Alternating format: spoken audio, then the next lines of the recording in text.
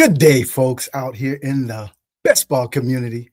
It's your boy, Young Moolah. We are coming at you live and direct for a Monday evening, afternoon, wherever it is in your time zone. It's late into the afternoon here on the West Coast, and so we're coming at you with another edition of Mission for Moolah, where we are aimed to bring everybody alongside myself. You know, we got to bring myself, right? But you guys can come along with me straight to the top of the standings in these best ball contests. And so we are going straight to the moolah. No cap, no filler, no chase, no gimmicks.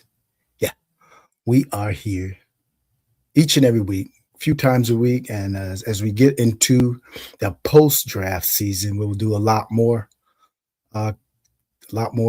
shows, and I think I'm going to be ending this pre-draft best ball season probably the end of this week. I'm not sure, but it's likely the end of this week will be the end of our shows here. And so we thank you for joining us. We got Scott John. Good evening. Yeah, good evening to you as well. And I'm glad that you are here joining us, and appreciate you.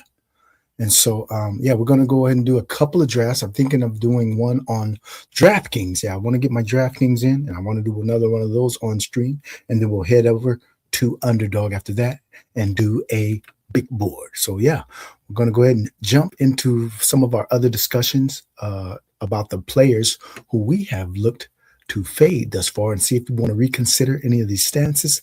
And we'll be back here shortly after we play the intro. All right. Oh, we rise, we rise, we rise. Oh, we climb, we climb, we climb. Oh, this time, son, we go.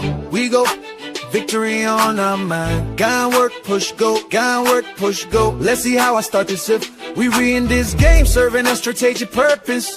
Went from underground, now I've reached the surface. When we claim the chip, it ain't a fluke, you know we work for this. New breed, superhero, a hybrid dragon, plus Michael Jordan, breathing fire into this game. In the air, I'm steady floating, destined for this role. Since my birth years, golden best ballin' for life. It's moolah on a mission. Tommy hot takes analysis, on point delivered with precision. Setting moves to this game, invoking martial law.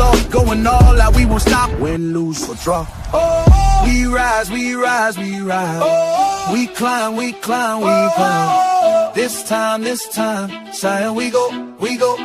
Victory on our mind. Joe slow harmony chant. Joe slow harmony chant. Joe slow harmony chant. Victory on our mind. Trust a low harmony chant. Work, push, go. Giant work, push, go. Let's see how I start this. But we in this game, serving a strategic purpose. Went from underground, now I've reached the surface. When we claim the chip, it ain't a fluke, you know we work for this. New breed, superhero, a hybrid dragon, plus Michael Jordan, breathing fire into this game. In the air, I'm steady floating, destined for this role. Since my birth year is golden.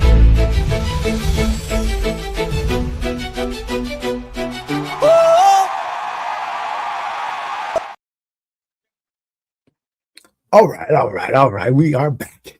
Yes, and so what we want to do first is introduce ourselves. We are gentle and blissful, gifted and beautiful, generous and benevolent, and most appreciatively, we are grateful and blessed. We are guidelines to achieve and build GAB Sports, and I'm your boy, Young Moolah. Can't forget that little intro of a introduction that we must start each and every show off with. Before we get ahead of ourselves, we always have to ground ourselves in that belief.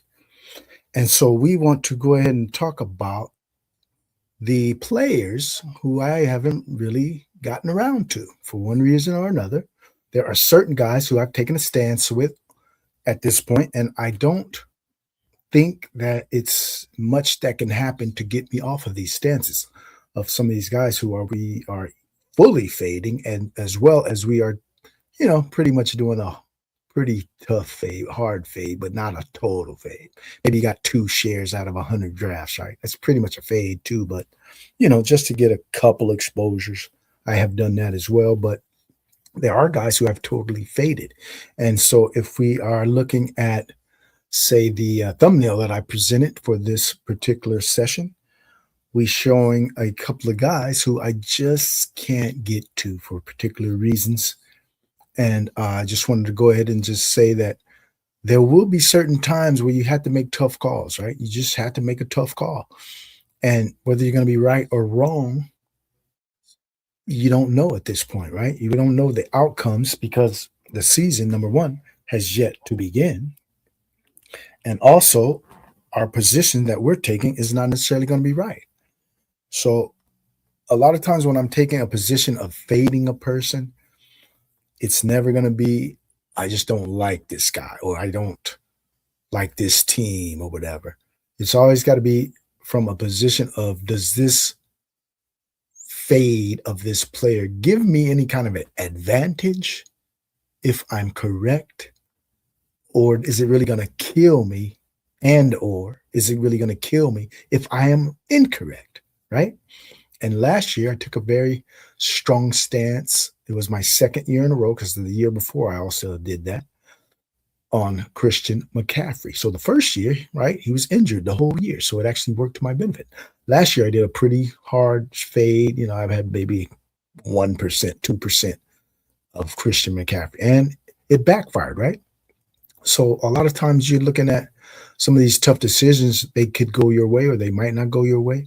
And in the end, you know, I actually had one of my better seasons of Bestball last year, actually, even though I didn't have Christian McCaffrey. So it didn't kill me in that sense, although it was not the right decision. And it did not help me, right, that I faded Christian McCaffrey, because he did advance a whole lot of people, right?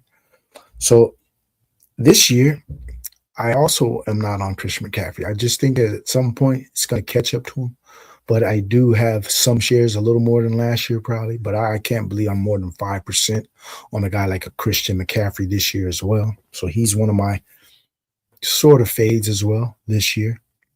Another guy is that I'll mention is a Davante Adams. So I'm going to start with the earlier guys in the draft, because it's easy to fade a 17th, 18th, 19th, 20th rounder. Yeah, we can fade those dudes all day. It's not going to matter. The tougher fades come in these earlier rounds on guys who they could really produce as well, right? I mean, if you're wrong, they could blow things out of the water, just as a Christian McCaffrey did, as an example for on me last year. I was wrong on that take. And so it didn't help me. It hurt me, actually. So sometimes you're going to have to take these stances, I believe, in order to get an edge. And then sometimes trying to get that edge, you will lose an edge. So that's the danger. But the next guy we also want to talk about is Davante Adams, right? All right, we got Taking Dollars in the house. Hey, how you doing? Craft 2 years ago when everyone was clicking Musgrave. Yeah, I had Musgrave too that year. I remember. So I was on the wrong side of that one. And so, yeah, Davante Adams is another guy I'm putting on my list of, it's a pretty hard fade. It's not a total fade, but I got maybe 1 share, 2 shares, right, out of my 80 plus drafts so far. And I don't think I'm going to add much more of him.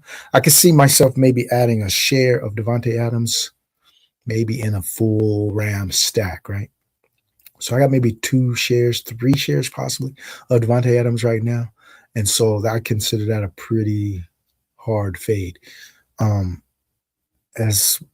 I think he's just kind of aging to the point where he's almost totally touchdown dependent. I mean, they only got 700 something yards last year, which is not a lot of yardage, right? So if he had an average season in touchdowns, 700 yards, 8, 9 touchdowns, he would not have paid off, right? But he had something like 14, 15 touchdowns, right? So that was what really saved his fantasy outlook. And so this year, I just don't know if he gets that same type of touchdown variance while not producing any yardage, because I believe I'm leaning that the Rams will, in this early part of the draft, I think they'll take a run receiver, whether it's the first round, I don't know, but I'm believing they'll bring in some kind of receiver here, and that could also impact a guy like Davante Adams. So I'm steering clear of a guy like Davante Adams. And another guy who I'm going to bring up as one of my fades here, that would be a guy by the name of, if you check the thumbnail, R.J. Harvey. I don't want any parts of him, none. So I think I've drafted one or two early in the process, and I think one of them definitely was when he fell deep into the 6th round, probably. And then now you can see his ADP is around 70, I believe. So that's another guy who, once they brought back J.K. Dobbins on the terms that they brought him back, I'm leaning heavily on the J.K. Dobbins side. Yeah, injuries be damned. And I know most people think this guy's just going to get hurt again, but there is a scenario where this guy, J.K. Dobbins, plays a full season, right? That could possibly happen. It's in the range of outcomes. And so he's just, in my opinion, the better back. It's clear that J.K. Dobbins is the better back, and they gave him the money that states that too. And they've said as much so that he's the number one starting running back. So I don't want R.J. Harvey at this price at all. No. I don't see how this is in any way a benefit unless you're just banking that J.K. Dobbins gets hurt. And even if you're banking that J.K. Dobbins gets hurt,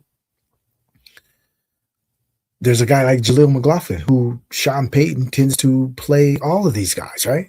So it's one of those things where the reward, I don't believe, is even great enough at his current ADP that even if he gets a pretty good chunk of this job, R.J. Harvey, I don't think he'll maximize and pay off that price tag compared to the other guys who are around him. And so I'm steering clear of R.J. Harvey as well. And as we move down the ladder, I'm trying to think of who else would be important that I don't really have any of. Well, we can get to our next thumbnail until I come up with someone else. The next guy on our thumbnail, who is around pick 140-ish, I would guess, is, well, I got two tight ends, so I'm fading. So I'll mention this guy, the thumbnail guy, Travis Kelce. Fade. Yeah, don't want any parts of him. I can see him slowing down, like visually. I can see that he's not the same guy. And then now you add in the fact that Mahomes is also injured. And so that's going to maybe get off to a slow start. Hey, what's up, Mike Rob? What's your thoughts on how Tootin is going? All right, I'll get to that in just a second. But yeah, a guy like Kelce, his situation is changing, right? He's getting older. His quarterback's coming off a big injury. The dynamics of the team are changing a little bit. And I know he's going at a perceived value, but I just tend to like the dudes all around him a lot better. And then another tight end who I'll group here with him, who I'm also fading, is Ferguson of the Cowboys. I've never been a believer in Ferguson. I think his output last year was more a product of CeeDee Lamb going down early, and then they had to basically rely on this guy, and they got into a lot of shootouts to where Ferguson was the beneficiary of that. He's not a particularly special talent. He's right around 9-10 yards a catch. I think it's under 10. Tight ends like that going at 125, 130 don't excite me, because I think those are the kind of dudes I can get that kind of production around 17, 18. I can get 9-10 yards a catch.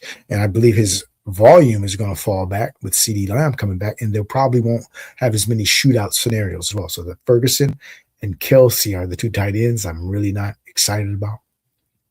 And so that's another one of my fades. And another guy, the last guy I'll touch on quickly, is Tyreek Hill. And I know it's a very great story if he comes back and all this, a real feel-good type of narrative. I'm just not buying into these feel-good type narratives when I see such a gruesome injury happen to a player.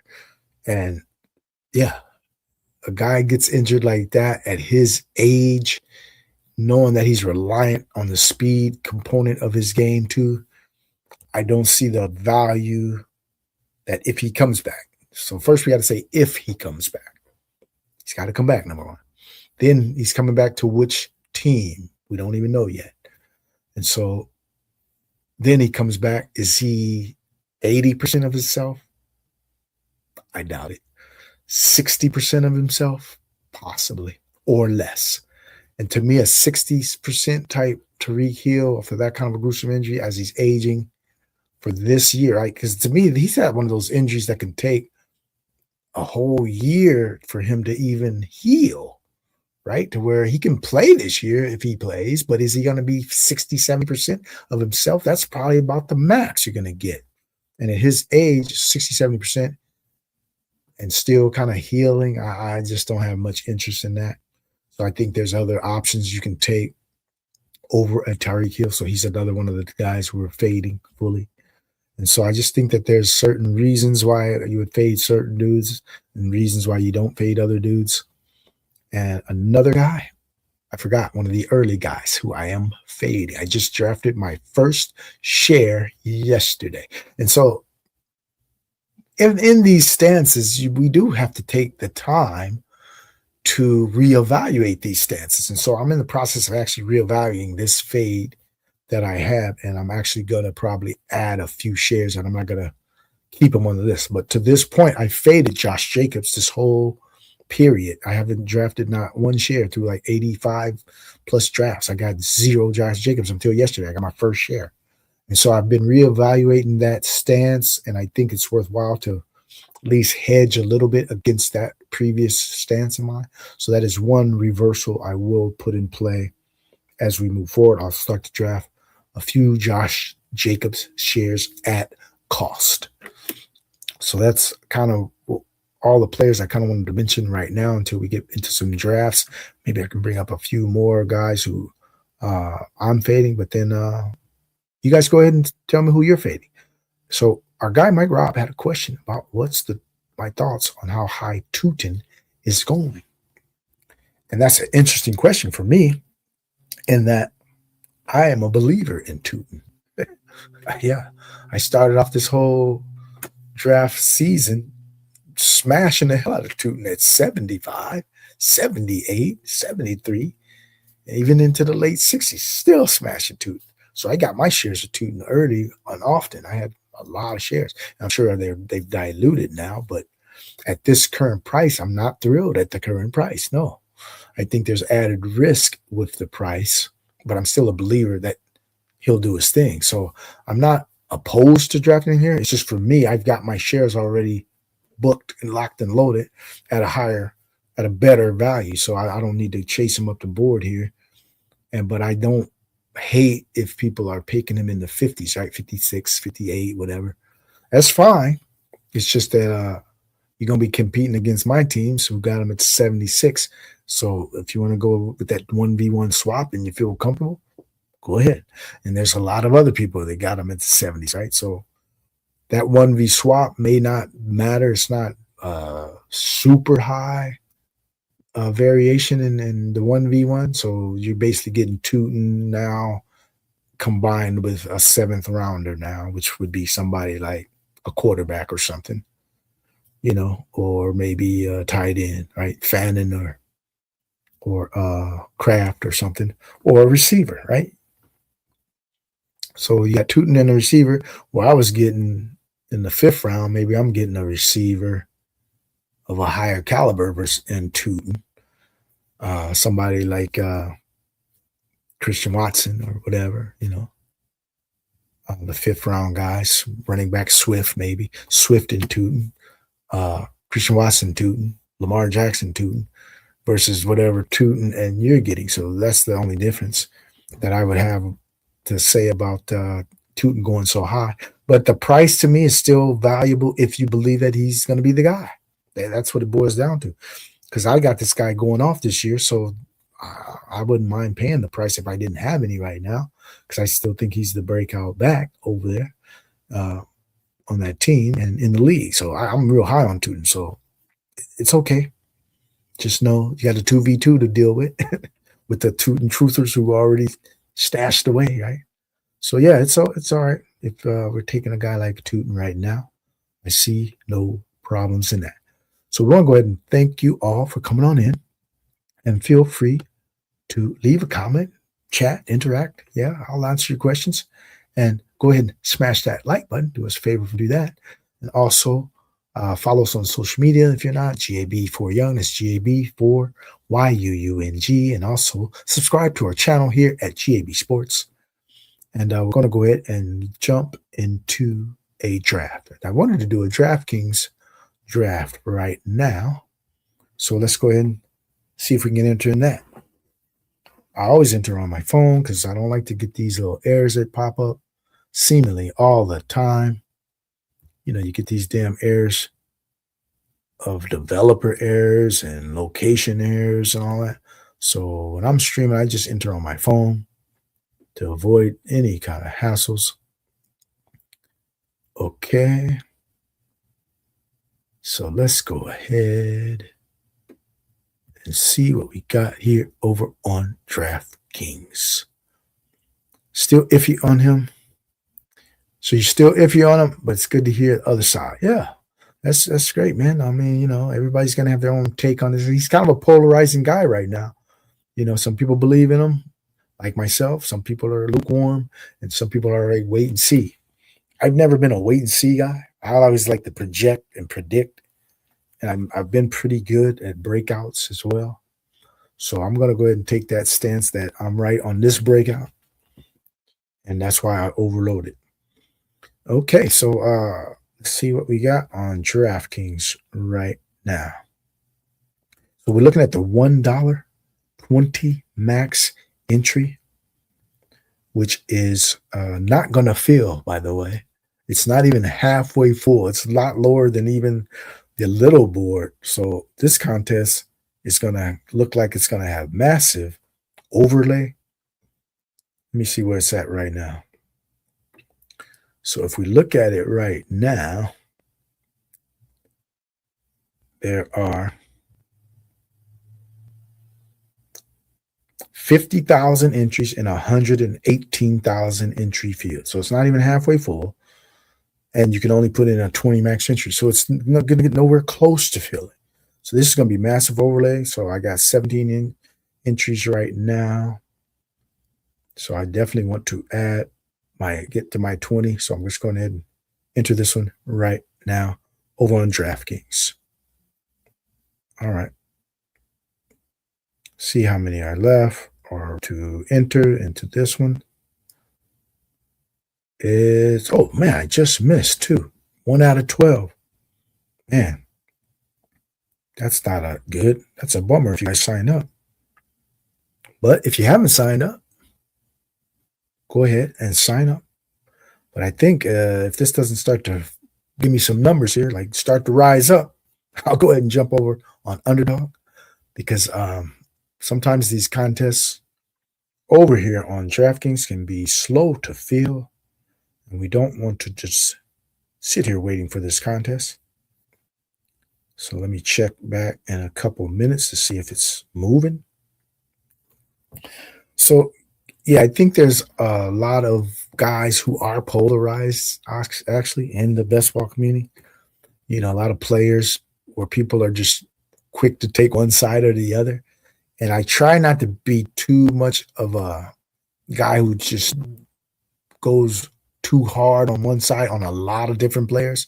There may be a few players like the players I just mentioned, a few players each year who you can maybe take a stand on. But if you're taking too many stances out here, just know that our stances, mine, anybody's, professionals, experts, whoever you want to say, no matter who you are, most of your stances are going to be wrong. That's just the bottom line. It's proven that most of our stances will be wrong. That's just the fact. Anybody want to dispute that? Put your track record up here. Because if you put your track record out here and you say you got all these things right, you're lying because you got some stuff wrong too. So if we're going to be honest, let's be honest. Our track records aren't as good as we think they are when we're taking a strong stance, right? I'm talking strong stance. Anybody can say, okay, I got 10% of this dude in a hit. Okay, so what? But when you got like 60% of a dude, 50% of a dude, or if you got 0 of a dude, you're going to be wrong more often than not on these stances. So the fact that you're going to be wrong more often than that tells me I shouldn't be trying to take a whole lot of these stances, right?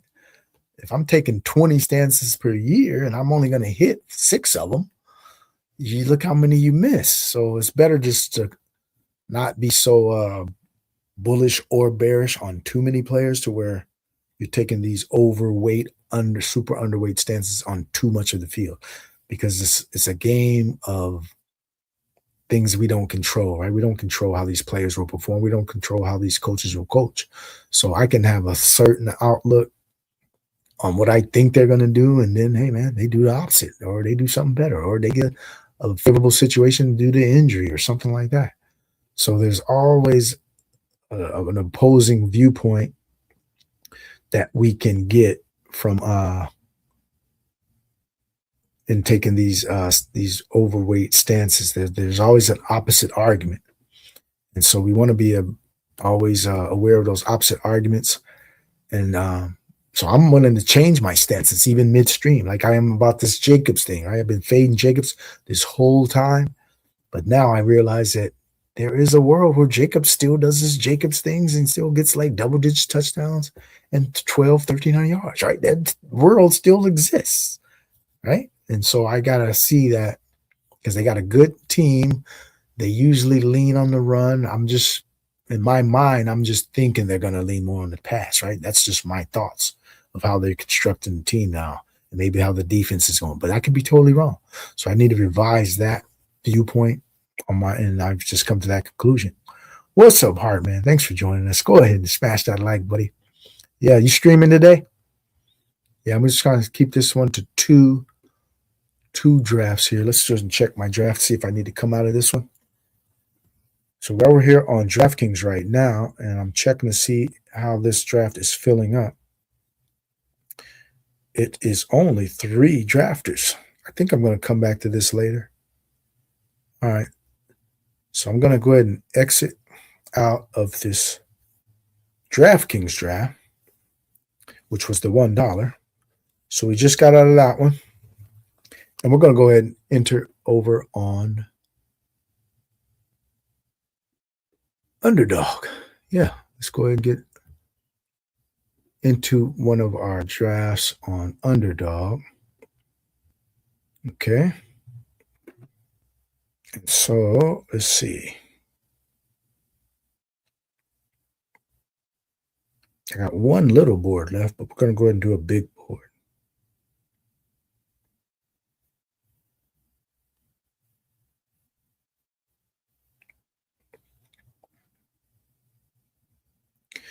Okay. If anybody wants to draft with me on this one, let's go ahead and enter into a big board. Oh, okay, later this week. All right. Okay, good looking out, buddy. Thanks for joining us. Thanks for tuning in. So we'll go ahead and jump into a big board. Let's go ahead and do that in 10, 9, 8, 7, 6, 5, 4, 3, 2, 1. Enter the big board. 11 more to start. Dang, I keep catching the end of stuff. Wow. I hope if anybody was trying to jump in, starting to feel pretty quick here. But I was the first one in.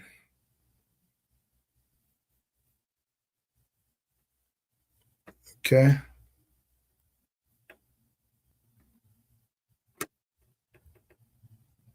Let's see, because there may be a couple of streams going on too at the same time.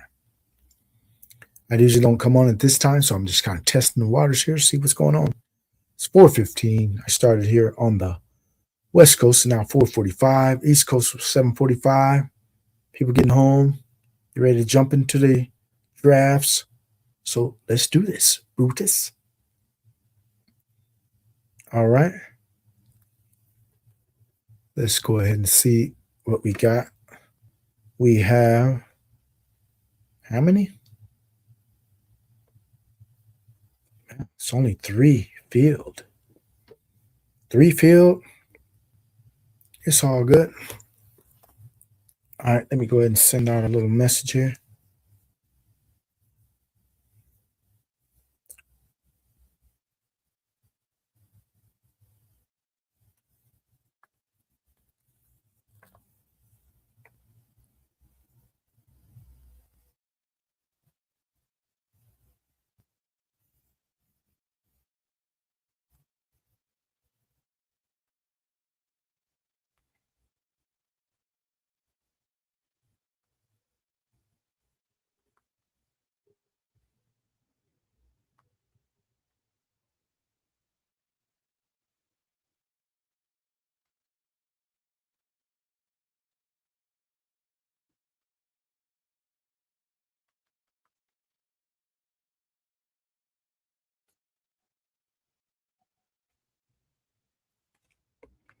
All right.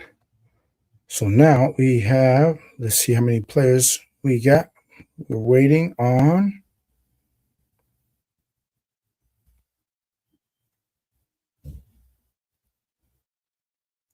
six. Slowly but surely it's going to fill. In the meantime, yeah, I think some of these stances that were taken, I would just be judicious. That's kind of been my experience, and just being more aware that most of the field is not going to perform how we're thinking they will perform. If we're thinking a certain way, like, hey, this guy's not going to do something, so I'm just going to fade him totally. It's usually not wise to do that, because the field is usually going to be more balanced. And so if you're falling behind too many players who you took too many stances on, and then you're just not going to have a good return, right? Because you fell behind on too many players, right? So it's okay to fall behind on a couple of players. Like I had no CMC last year and still performed pretty well. A guy like Herzig, I believe, had no JT, right? The number one back in the league. He had fucking none. But he still advanced at a pretty good rate, right?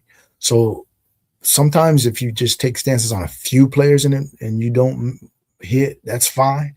But if you play too many stances where you're falling behind on damn near 10, 20 players, and you try to fade so many dudes and you were wrong, that's just not going to be a good outcome in general. So I try to just be a more judicious with my fades, but I will have some strong fades where I just totally fade a dude or totally am in love with a dude on the other side. So that's just been my experience. And it's worked out. So there'll be probably other guys who I'm not thinking of, but once we get to drafting, there'll be some other guys who I might realize, oh yeah, I have hardly any of this guy, maybe one share, and it's intentional. Or there could be a guy I don't have any shares, but it's not intentional. I just haven't been getting around to him for whatever reason, and I need to start adding some. So that's also something we need to do. We need to also look at our exposures to make sure, hey, if there's certain dudes that are too low that you want to bump up, this is the time to bump them up, right? You only have maybe 5-10 more drafts or X amount of drafts, go over that exposures and make sure that you got guys sitting where you want them to sit. I was real glad to see one of my exposures that I was really happy with are my Bears exposures, because I'm high on the Bears. And so I got all of these dudes in the teens, right? Like all of them. So that's one of the things I wanted to land on, was a highly exposed team who I believe in this year. And that's been one of my goals, is that I got to ride somebody really hard. And the Bears happen to be that team, and I'm happy with how those exposures are looking. And I'll do that for big board, or not big board, post draft as well. Once I see some of these landing spots, I'll see that, okay, this is the team I really want to ride here.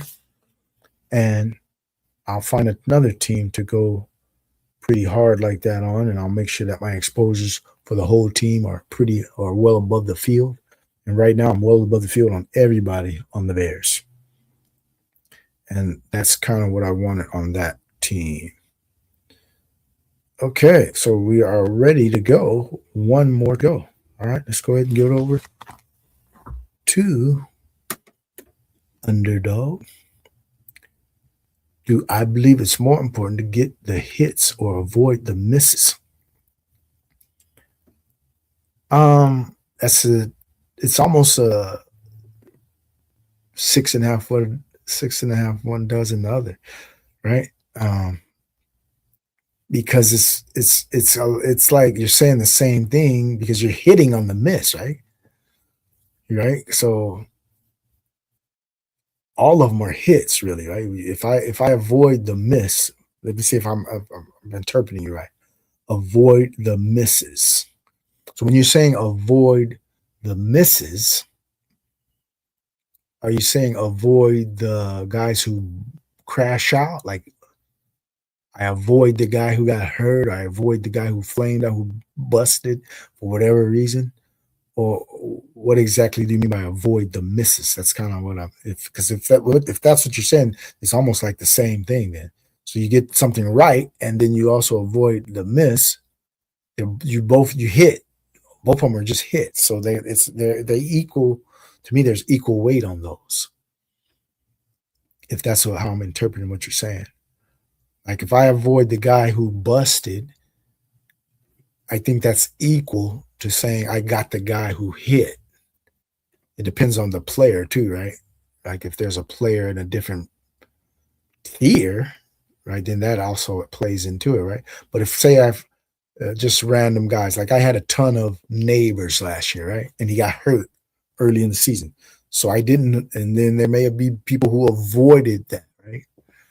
So they get basically an equal hit. That's a hit for them, right? But yet I got harmed by that. So if they also hit something else, you get in a double effect, right? So say you avoided neighbors and then you had Wandell.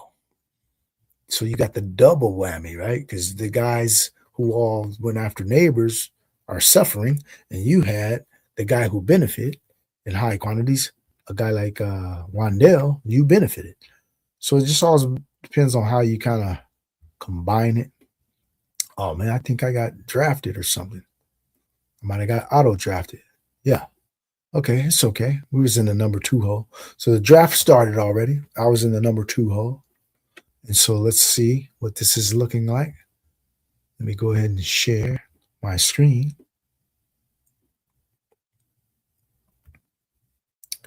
Okay. So we start off in the number 2 hole. So you were thinking that a hit more as a guy who significantly outperforms ADP. Yeah, that's kind of what I'm saying. I just wanted to see what the other side, were you saying avoid the guy who tanks, or which one is more like important? I think they just have to be equally as important. Because you're hitting on a guy, but other people are also hitting on that guy too, right? But then the guy who you avoided is really harming the field more to your benefit. So in a way, that could, lend itself to be even a little more important, depending upon how you leveraged it, right? So I look for more of the leverage in the situation than to say just totally avoiding a hit or a miss.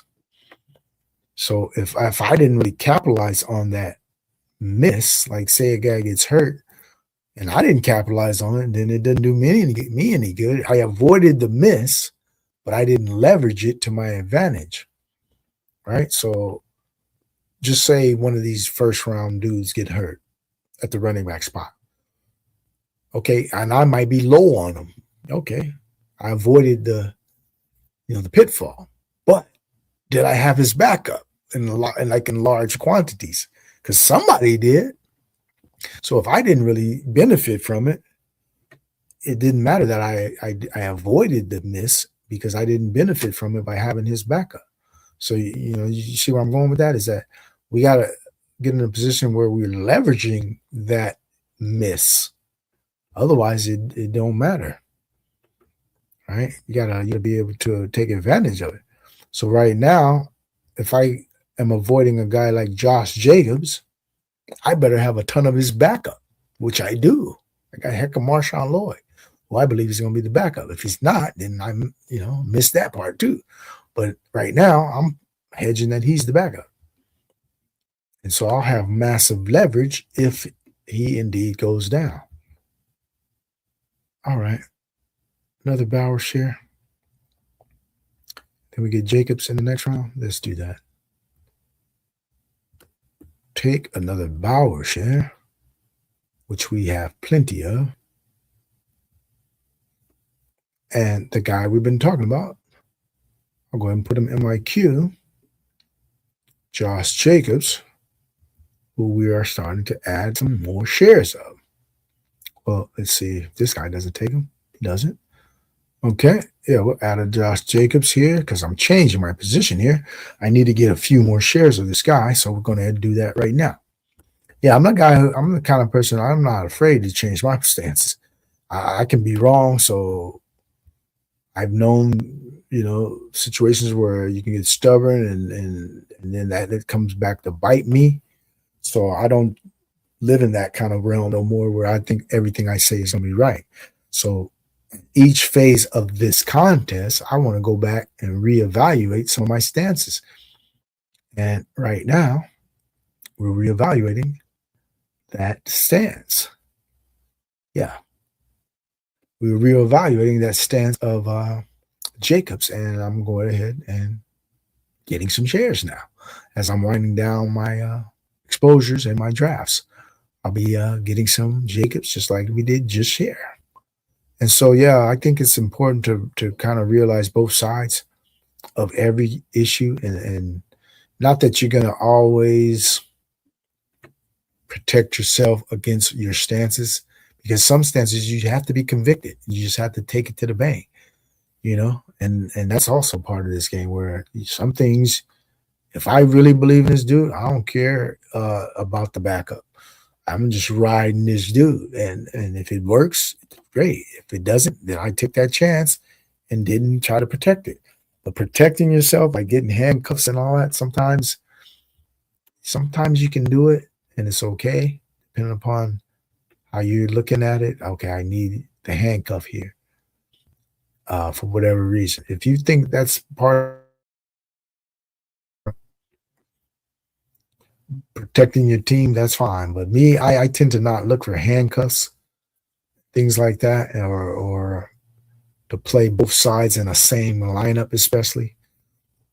Like if I got Christian McCaffrey or something, I don't need to get his backup in the same lineup, right? Because I picked Christian McCaffrey in the first round. You need to come through for me. If you don't come through, too bad. I don't think your backup is going to just be the same as you. And so I use another position basically to say if I'm wrong. Well, you got to draft as if you're right all the time. So when I'm drafting a Christian McCaffrey in the first round, I'm right. He's going to do his thing. So I don't need to protect that. That's how I think. I don't do that in the same lineup. Now, I could have his backup on other lineups. I think that's fine. But in that same lineup, I will tend not to go with hedging my own bet in my same lineup, unless I believe like it's a split backfield, right? There's plenty of split backfields right now. Well, I don't mind getting both of the guys, right? Both Carolina guys. I think that's a good tandem to get. If you get a Chuba Hubbard, Jonathan Brooks, it's not that you're hedging. Both of these dudes might have value, right? It could be a split backfield. You don't know which guy's going to have a better game 1 week to the next, things like that. We want DJ Moore, or do we want J-Mo? We're going with J-Mo. I don't know if I fully trust DJ Moore. Even though he's got his own gig now, the supposed number one over here on Buffalo, DJ Moore. I'm getting some shares. I just don't fully trust it. So we are building a little bit of a Detroit stack here as well, where I got Gibbs and J-Mo. And so, yeah, we'll go ahead and go down the Detroit path. Yeah, I think a lot of times when guys change teams, I want to say, people get fascinated with that a little too much, in my opinion, because when guys are changing teams, this is a familiar coach he has played under, so this could actually benefit a guy like DJ Moore. Hey, what's up, Who? How you doing, buddy? You done streaming? Yeah, I was in the stream for a minute. I figured you might be done around 4:15, so I said, let me schedule mine around this time. Right? I don't pretty much want to overlap too many guys, hopefully, but I'm also looking for some time slots that might work for me out here on the West Coast. So good to have you checking in. Thanks for coming in, buddy. And if you're not subscribed to YUUNGMOOLAHH's channel, we want to get him to 500. So go ahead and subscribe to our guy YUUNGMOOLAHH's channel. Get him to 500 so we can do that marathon stream. Yep, and that would be a great thing. We like to see milestones here in this DFS Bestball space. I like to see guys hit milestones. You know, it shows growth in the community. It shows the support in the community. And it's good for guys to do that because then they reward the community, you know, with something. And he's going to give back by having a 500 stream, or once he hits the 500 subscribers, he's going to give a marathon stream. So let's go ahead and get him, our guy YUUNGMOOLAHH, to that by subscribing to his channel. And while you're at it, take the time as you come in, like the video, smash the like button, join us here, subscribe to our channel, and also follow us on social media at GAB for Young, GAB number 4, YUUNG. Okay, we're 4 picks away here. Let's see what we are going to do as we have a 0-2-2-1 build. I think this is one of those teams where I'm just going to let the board play itself out. I'm all starting off kind of balanced here. So we'll just go ahead and see what falls to us and what we like here. Whether it's part of our stack or not, it doesn't matter at this point. You just want to see what kind of value we can get right here. There's a guy I will definitely jump on right here, and that was him. I would have jumped on Dayton Daniels right here. So now we want to see, who do we want to take? I think I don't have a lot of this guy. But I think the receivers are kind of similar here. I'm going to take Chuba. He's one of the last of the running backs I like here. Yeah, I've been getting a little bit more Chuba here as I round out my exposures as well. I was a little low on him and super duper high on my Jonathan Brooks exposure, so I need to balance it out. But it's not going to balance, but I need to just edge Chuba up a little higher. And so I'm doing that too, and he's one of the last dudes I even like right here. So good spot to get his share for me right there. And one of these receivers, who, yep, I was going to take this guy. To me, he's the same dude as the last dude. So these receivers are all in the same bucket to me, so I'll just take one now. Parker Washington, another guy who I don't think I got much of, and I want to get a few more. Although I'm leaning, I don't know, I think I got pretty similar exposures between Parker Washington and BTJ. It's pretty even. But I think based on talent, I'm going to lean towards a guy like BTJ. When it's a close call, I'm always going to lean toward the more talented guy. And so I got to give him the slight edge on who I think will slightly outperform one another. Whether it's slight or big difference, I don't know. But I would lean that BTJ will outperform him. But we don't know when the guys will have the spike weeks, right? So if guys are pretty even, I just think it's better to kind of even out the exposures unless you just have a pretty strong stance on one of them. On which guy is better, you know. I'm pretty much flexible if it's not that big of a difference. And it's a good offense too. So I like getting both of those guys, Park Washington or BTJ. All right. Once again, it's your boy, YUUNGMOOLAHH, GAB Sports, coming at you with a couple of drafts. We wanted to do one on DraftKings, but we may not get to that if it doesn't fill. But this is a big board over here on Underdog, and we're going to come back with one more draft as well, and we're talking up some of these stances, primarily the fades. So if I'm looking at the ADP, are there any guys in here that I can say that I just don't really have any of? There's not a guy that I see right here in this list as I'm scrolling who I could just say I'm fading. Yeah, I got all of these guys to some degree. Yep. Kincaid will be a guy I'm very low on, I would say, on exposures. Pretty much a fade, unless I have Josh Allen is the only time I will ever take him.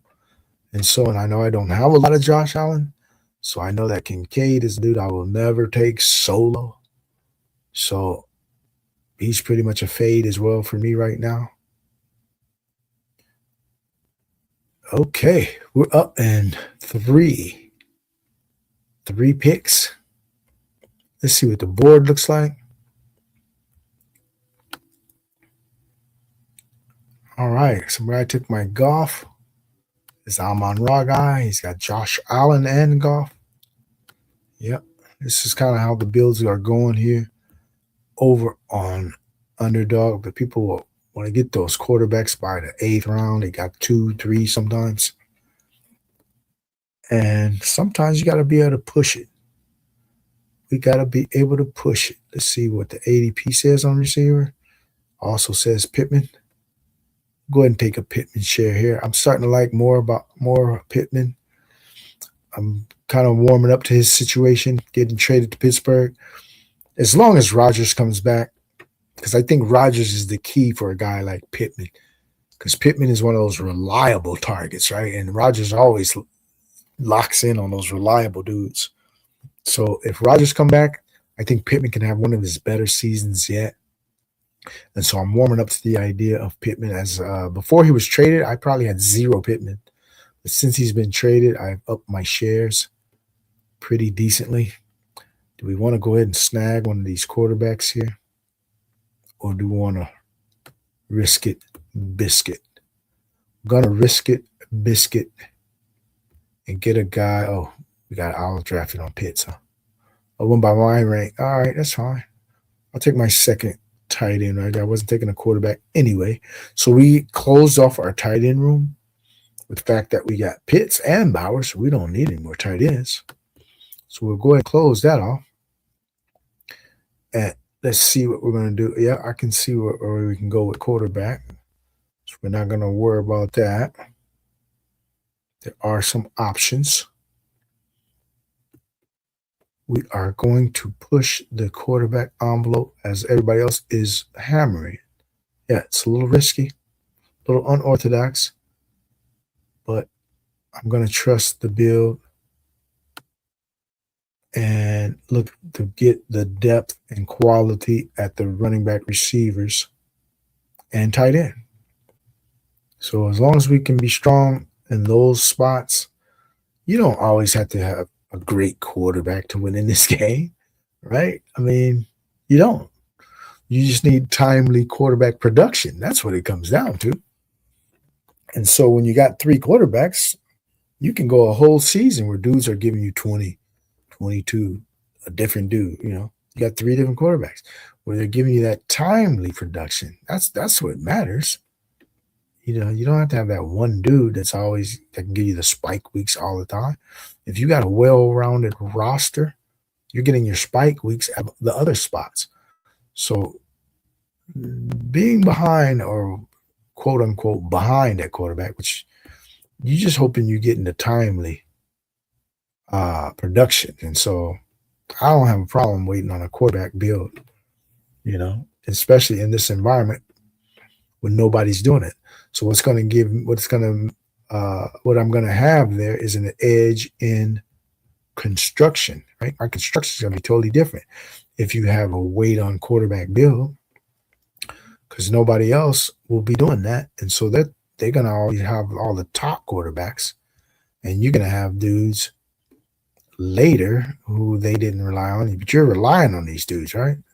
So I could be relying on, say, Bryce Young, Malik Willis, Stroud, Mendoza. I'm relying on those dudes. Other people won't be relying on those dudes. And so if those dudes aren't making other people's lineups, but they're making my lineup, because you might have Josh Allen and Bryce Young or something. And I'm talking about once we get past the round 1, right? So because you got to assume you're going to get past round 1.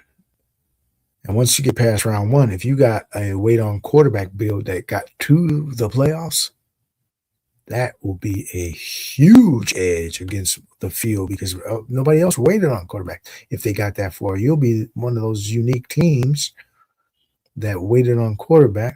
Although I'm going to take this guy right here. I think that's a little too big of a fall for this guy. So he'll be my first quarterback. We'll go with Baker. Baker Mayfield. I'll take him solo. Yep. Okay, so we waited till the 11th round to get our first quarterback. Not too many people are doing that right now in the drafts that I'm in. So right there, we already got a unique build in that. Let's see if we can stack them up a little bit. But even if we can't, we'll take a naked Baker at that price. Okay, let's see where we're coming up on so we can kind of load our queue. All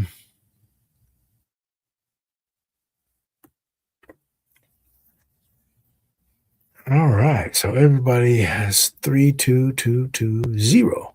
This guy's waited also to the 11th round. Let's see if he gets a quarterback. Oh, he's really risking it, biscuing it. It's MJC from the OC. MJC from Orange County.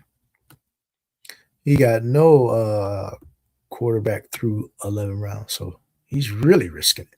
I at least got one. Let's see what he does at 12, because I don't know if you can push it past the 12 to get your first quarterback. Don't think that would be recommended, especially if some of these guys here on the corner, before it gets to him, to take some more of the quarterbacks.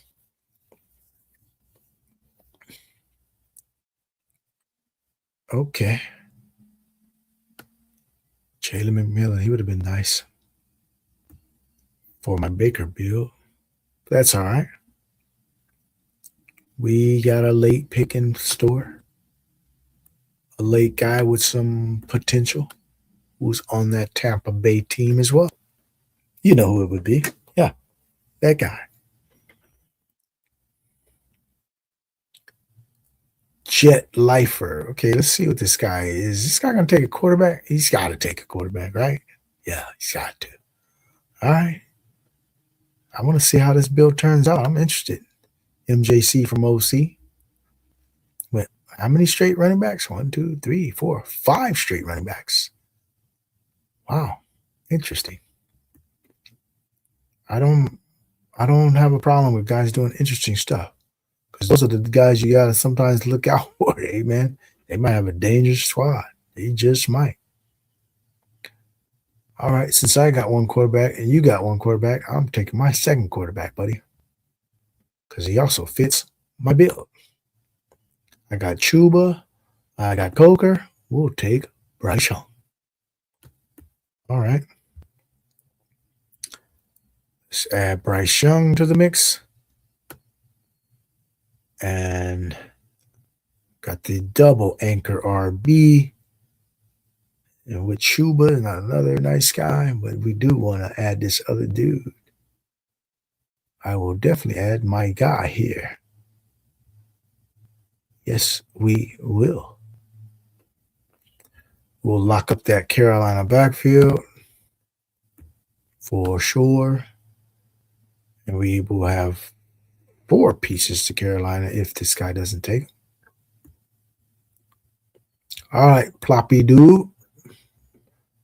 Thank you. We'll go ahead and add that piece.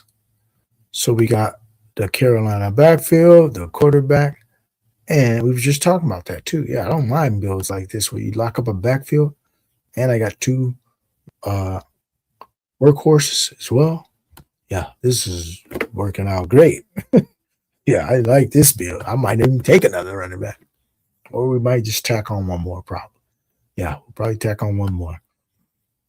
But I got a whole backfield as it stands now, and I don't think they're adding anybody of significance.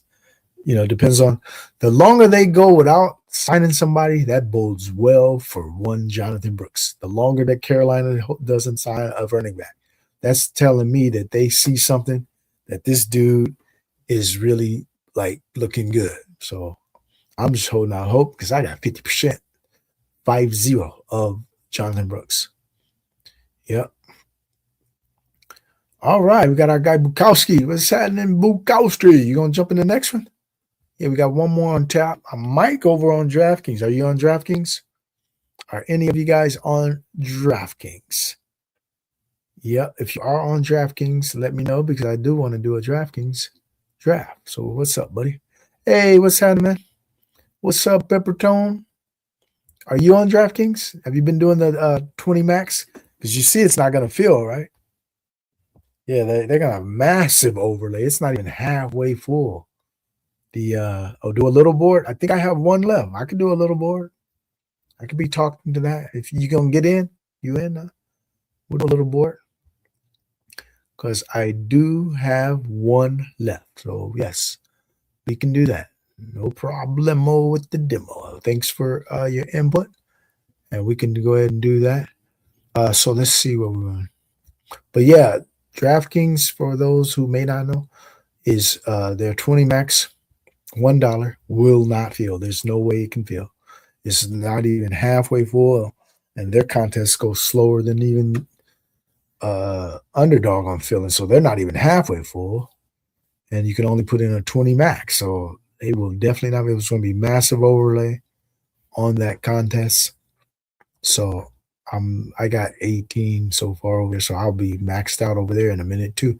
And I got one big little board left, so we can do that after this one. Sure.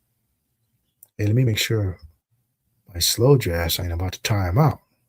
Oh, I got 4 hours. Okay, we got 4 hours on a slow here. And okay, we're coming up into 14th round. So yeah, let's go ahead and do a little board after this big board. And that's fine, man. I can do my last little board. Join us also tomorrow. We got a special guest. Our first guest will be Nice and Blunt. He'll be our first guest, but not our last. But our first guest here at GAB Sports will be tomorrow around 5 o'clock. Between 5 and 6, we'll go ahead and announce that. But also, go ahead and subscribe to our guy Nice and Blunt if you aren't already. But he will be our first guest, and he will be joining us tomorrow here at GAB Sports. Nice and Blunt. All right, where do we want to go? Do we want Woody, Chig? I think I'm going to take Chig. Did I get it in? Did we get it in with Chig? Yes, we did. Okay, we got our last tight end. Oh, okay. We're really going to bully tight end. I didn't really want another tight end, but since my backfield got kind of configured this way, I thought I could get another tight end even on this build. So that's fine. And yeah, let's go ahead and support our guy Nice and Blunt and give him a follow as well as a subscribe. But he'll be here tomorrow. We're going to come in around 5, between 5 and 6. That's our time, so that's 8 p.m. or later East Coast. Do we want this guy or do we want a receiver? I don't really like these receivers here, so I'll take Woody Marks. Woodrow Marks as our 5th and final back. As a guy who will mix in, right? Woody Marks, we know he'll mix in.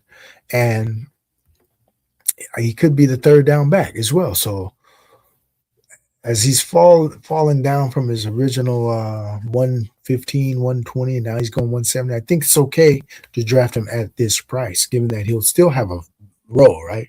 He'll mix in some on regular downs, and he'll also maybe have the 3rd down role, a big piece of that 3rd down role. So, and he's also a contingent on an injury. He can have a lot more value if Demo goes down ahead of him.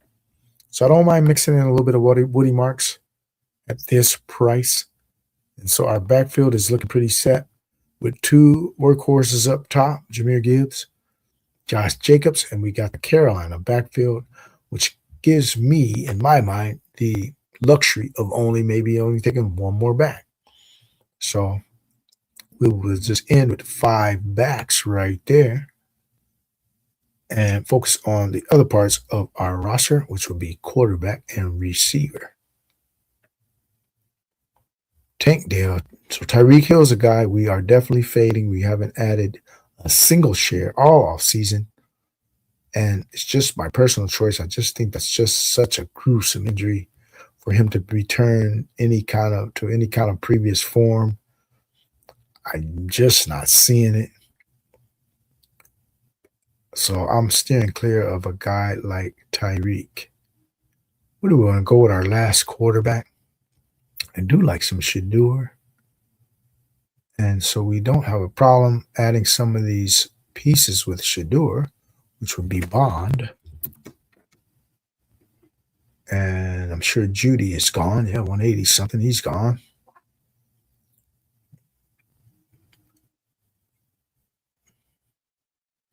Or we go Rodgers. I'm not that high on Rodgers. And I don't like to get him too much skinny stacked even. So I don't even think I'll add him. So it looks like I will lean more towards a Shador build here.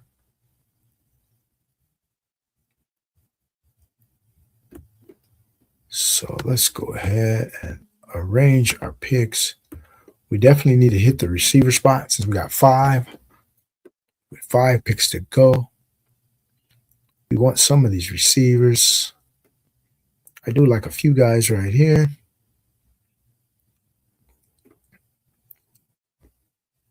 Okay. We'll catch up with Chad here in a second. Jeremy Bernard. I don't have much iron matter. I don't really like that guy. I think Trey Harris is worth taking. Yeah, he's on a good offense. That's my number one thing, man. If you're on a good offense, I'll give you I'll roster you just because you're on a good offense. That's all that needs to be the reason. Because if you get in and you're on a good offense, you have the ability to produce. Whereas if you get in and you're on a crappy offense, your offense might not move the ball, and then you're not super good, right? I'm picking you this late. So you're on a bad offense and you're not super great as a player. That's not a good combination. So at least you want to get one of those boxes checked. Being on a good offense is one of those boxes. Because if you get in and you're on a good offense, you can produce because the offense is going to move the ball. And you're getting in, so you might get in a favorable red zone spot or whatever. But if you're just on a crappy offense and you get in, you still might not even produce. So top offenses is a priority in my eyes. And so I like to get dudes who are on good offense. And if you look at this receiving corps, most of these teams are very good to good offenses. And my backs, I think Carolina's going to be a good offense. And my quarterbacks, Tampa Bay should be a good offense. Carolina, I'm banking on as a good offense. So, yeah, draft from these good offenses, man. That's number one in fantasy. Because you got to score points to get fantasy points, right? To get a lot of fantasy points. Okay, let's see who we want to also target late. Hearing some buzz about this guy, Jalen Noel. I mean, it just came from guys who are evaluating. I think who is that? They said they like him over Higgins. That was Matt Harmon. Reception perception. He likes Jalen Noel over Higgins. And you look at it, it's like 100 pick ADP difference. So what if this guy is right? That Jalen Noel is way better than Higgins. It's 100 pick difference. I mean, that would be great. Leverage, right? So I'm going to start adding some of this Jalen Noel. Let's see. 2573. We're going to go 3593. 3593. That's a possibility with this build. Let me see my receiver room. 3593. Yep. I think we can do that. 3593.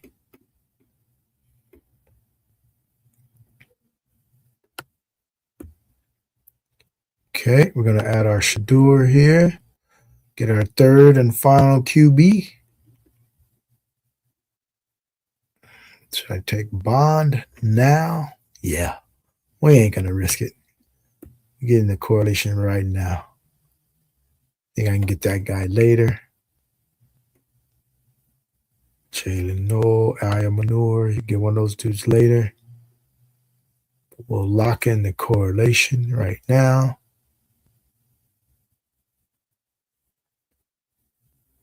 Of Isaiah Bond.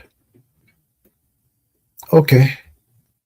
Let's see what Chad is talking about. So, yeah, you'll join. You got like 10 left. All right. Okay. Crossface, our guy Crossface. Thanks for joining us, buddy. All right. Go ahead and smash that like if you will, Crossface. Appreciate you coming through. And we are looking to do a little board. Heard it's going to be Watson, not Sanders. It's possible. No doubt about it. It's definitely possible that it could be Watson. But do I think Watson's going to play the whole year? If it is Watson? No, I don't. I mean, this guy he hasn't played a whole season since when? So, and then I just don't think that he can last a whole season. So I think the guy who has the better late season appeal to me would be Shador. So I got some builds with Deshaun, trust me. I got builds where I take both of the quarterbacks as maybe my second or even my third. It'll be my combined third quarterback or my combined second quarterback. I have builds like that. So I do have some Watson, but I'm not going to bank that Watson is the dude I need at the end of the season, which matters the most, right? If I was to bet of who will play toward the end of the year, I'm going to always bet that it's Shador in this scenario, because I think what they'll do is, if they start with Watson, what they're saying is we might want to showcase this guy, right? Because they know he's not the future, but they kind of may want to showcase this guy, get him out there, see, okay, does he have anything left? Because somebody might offer, somebody might get an injury, and then they may want to offer you something for a guy like this, who's I think his contract's starting to run out, where they may be able to trade him, and it doesn't really hurt them. But as far as finishing the season, I would lean heavily to Shador being the one to finish the season there in Cleveland. But yeah, I think he could he definitely could get in there, Deshaun Watson. And I could take Deshaun Watson here, but I'm not. I think I want the 9th receiver on this build.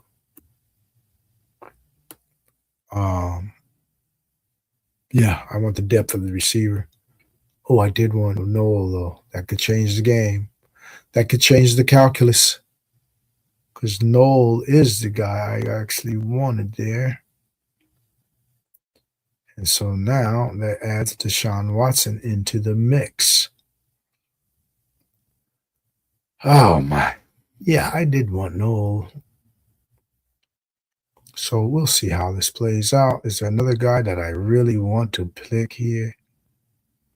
I don't see another receiver that sparks my interest.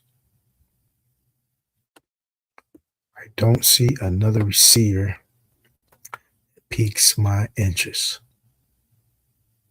Is there a running back? My guy.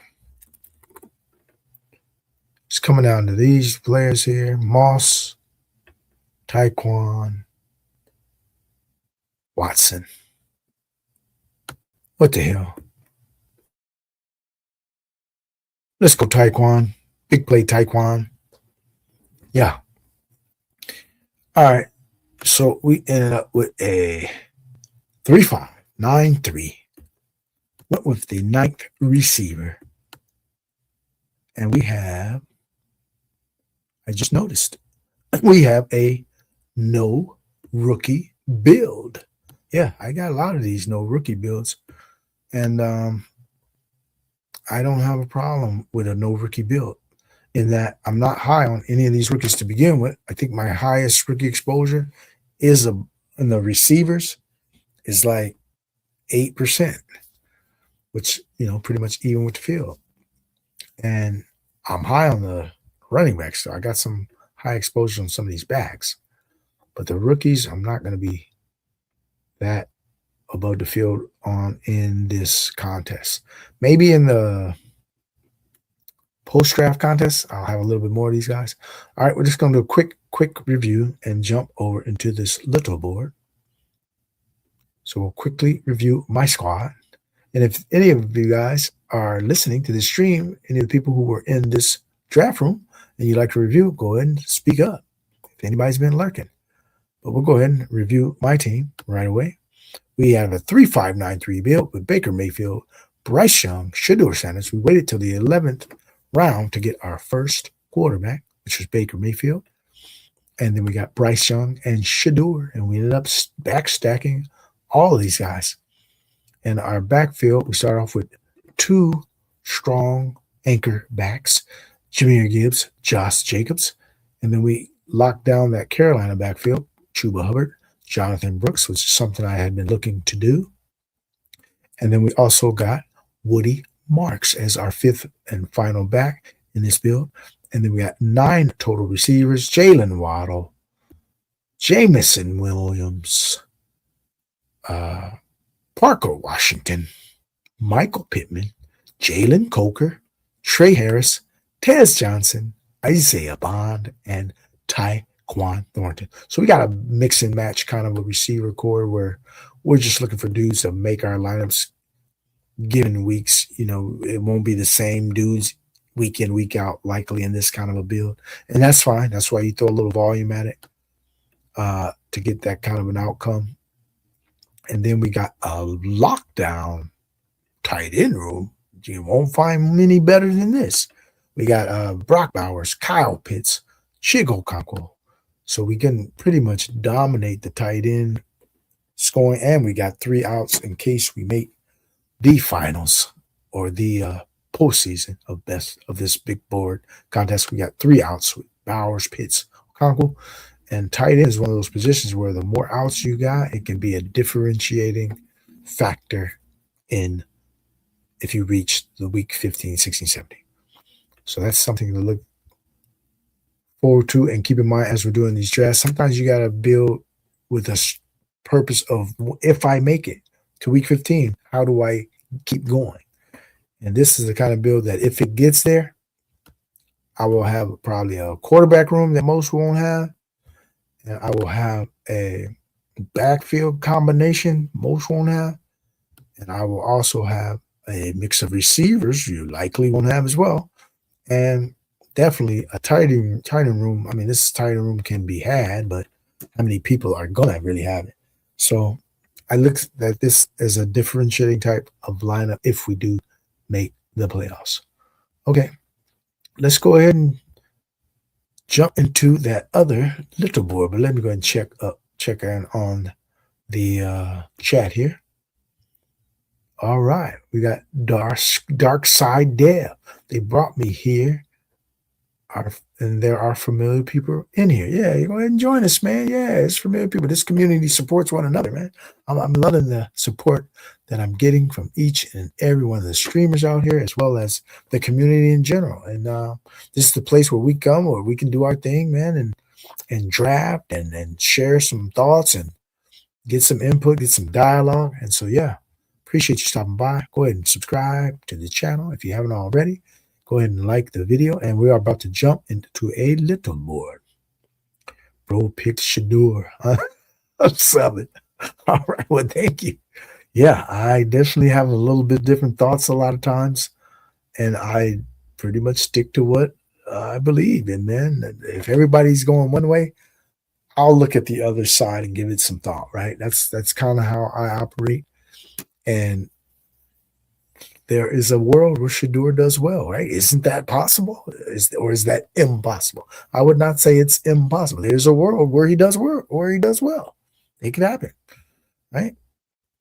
And so you have little boards left. I have one left, and I saved it for now, just because Peppertone wants us to get in. So let's go ahead and look at this little board right now. All right. So I think we can go ahead. I always have to enter on my phone because I get those developer errors and location errors too much when I don't do it on my phone. So I'll go ahead and give you guys all a countdown as we are jumping into a little board. All right. And hopefully it fills. If it's not ready to fill, though, these little boards, they can miss me too. But let's go ahead and see. So I'll be joining a little board in 10, 9, 8, 7, 6, 5, 4, 3, 2, 1. We are entering the little board right now. It's one more to start. One more if we haven't gotten in. If you want to try and get in, it says one more to start in this little board here on Monday, heading into the evening hours, 8:30 here on the West Coast. It's 5:30 here on the West Coast, 8:30 on the East Coast. And let's go ahead and go little boarding, and then we're going to go ahead and check on out of here after this draft. But yeah, if anybody's in this draft, I'll go ahead and give you a quick review as well. And so earlier we had talked about some of the players that we were fading, right? And if you looked at the thumbnail, those are 3 of my strong fades where I think I may have 2 shares of RJ Harvey possibly. And I got 0 shares of Tyreek and Kelce. I also have 0 of Jake Ferguson, the tight end of the Giants, 0. So I'm fading him as well. Looks like it's about to start. Let's see what pick did we get. Oh, we got 6. Oh, I like being in 6 right now. Like the middle of the board these days, because I think you're running into a lot of times where you're going to get some fallers, and you can scoop up the value right there in the middle. If you're on the end, you can't get these fallers. So did anybody make it in? Peppertone made it. Yeah, he's at the 9 hole. Anybody else make it in? We got Dark Horse at the 12 spot. Is that you, Dark Side? And I don't recognize too many more people, but that's fine. This is my final little board of the season. We will be maxed out after this one, and that is perfectly okay because I'll probably be done drafting at the end of this week anyway. And so we got a show tomorrow. We want you all to join us for our first guest. Nice and Blunt will be joining us here between 8 p.m., 9 p.m. East Coast, 5 p.m. to 6 p.m. Somewhere along that timeline we'll start. I'll pick up time here. Oh, we want some CD, man. We got too little of this guy, Barley. We need a little bit more. We'll take CD Lamis right there. Yep. Saquon goes 7. Peppertone, pretty good options available to you. Goes H-Chan. He always saying pull up H-Chan, and you pull him up too. Huh? The man walks it like he talks it. He pulls up H-Chan. So you really high on H-Chan? I wish I had a little board left. Oh, you don't have one left. That's not you. Oh, okay. Sorry, buddy. You could join us tomorrow, though. We're gonna do some big boards tomorrow when we got our guests. Nice and Blunt. We're gonna do 2 big boards. We had 2 big boards. So tomorrow, join us at 5 if you want to jump into the drafts and stick around here and watch this draft. You know, we can have some dialogue. I can answer any questions. You can present any questions or comments or any dialogue. So why the Kelce fade? It's just one of those kind of feelings based on what I saw. I saw him just really winding down. I mean, he's had a fabulous career. And so kudos to you. Kudos to Kelce on a fabulous career, but I see it winding down pretty fast. And so I'm also not high on the fact that this guy is coming off of an injury, his quarterback. We go Neighbors or Love. We're going Neighbors. CeeDee Lamb, Neighbors gives us that automatic correlation in the division. And so I just see him kind of aging and slowing down. The production is, it's just not, I just don't see him lighting it up. And he's around dudes I love at the tight end spot, right? I mean, I'm super high on Likely, right? I think Likely's going to obliterate Kelce in numbers overall. I mean, it's not even going to be close, in my opinion. I mean, unless Kelce just turns back the clock 5-6 years, which at this stage, when you get to be 36, 37, I just don't see those kinds of things happening often enough for me to have confidence that that's going to happen here. And I got a guy like a Likely that's just going to me, blow him out of the water. I would rather take Sadiq, a guy who I think could come on late in the season, if not even early, and has a lot of upside. So I'm just shooting for the upside. I think Kelce is a floor play kind of a dude. I'm not saying he's not going to do anything. To me, he's just a floor play. At that point, I don't see much upside.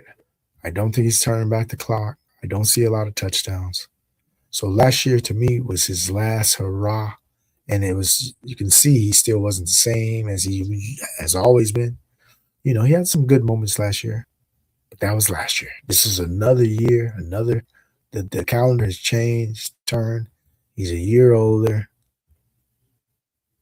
Mahomes coming off an injury. They added a running game that they've never had before, at least in a long time. They added a running game. They may lean more on the run. There's just a lot of different factors, right, that I can just point to. But the main thing is age, his quarterback's health, and the changing dynamic of the running game. They had more of a run game. So I'm just not in on Kelce. I don't think, unless he falls another 30 spots to me, goes in the 160s, and I'm desperate for a tight end, floor maybe. I could see him, in those builds where I just usually wait on tight end, and I don't have many of those because I love the tight ends like in the range of Fannin, Kraft, and who's the other guy? Not so much Laporta, but the next groups. I think I like Gadsden as well. And Pitts. Yeah, Pitts. So I knew I was leaving out one guy. Pitts. So Fannin, Kraft, Pitts. Love those dudes. Other guys I love early. I'm an elite tight end truther. I got tons of Bowers, right? I got starting to get some more McBride. I got a ton of Colston, Loveland.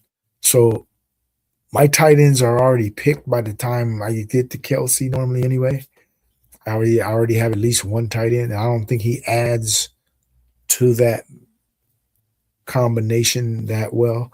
To me, he's a guy, if I was waiting on tight end on a lot of builds, I could see maybe having some Kelce as part of those 3 and 4 tight end, wait on tight end builds, where maybe he's your first dude you take. And then you take 2-3 more after him. I can see maybe I would have some, but I don't normally do that. I rarely do that. Like I said, I love the dudes. All the dudes who I mentioned, I got tons of shares of the tight ends I mentioned. And so I already have a tight end or two already before I get to Kelce. And then when I get to Kelce, I love Likely way more than I like him. So I'll just never get to him. And I don't see myself getting to him. I don't think I'll change this stance because I don't think it harms me enough to if I'm wrong. I don't see him turning back the clock and getting like, hey, Kelce got 1,000 yards, 12 touchdowns. Nah, that ain't happening. So So I just don't see him harming me in a way that, he ain't gonna outdo my dude likely, right? So I'm sticking with that. Do we want Devonta Smith or Luther Burden? We're gonna take another share of Burden here. Another share of Luther. Now we're going to add some folks into our queue here. Since Pepper Tony's on the other side of our draft board, we can populate our queue. Because I don't know if anybody else is in here. If everybody else is in here, let's see. Did they make themselves known? We got anybody else in here? He's washed, no doubt. Well, I'm not even saying he's washed, but I think it's more of he is slowing down. I can see it. Because Kelce was just such a stud that you can see if he ain't hitting kind of the same with the same kind of burst, same kind of separation. But, he can still get some volume. I'm not doubting that. I don't like the quarterback spot situation with Mahomes coming off an injury, and they added Kenneth Walker. And then they're probably going to add, a receiver, right, at some point in this draft. And some people are mocking that tight end to him. Sadiq, the one we were just talking about. A chance scores fantasy points. Our guy Pepper Tony. Yeah, you pulling this guy up a lot, huh? High volume.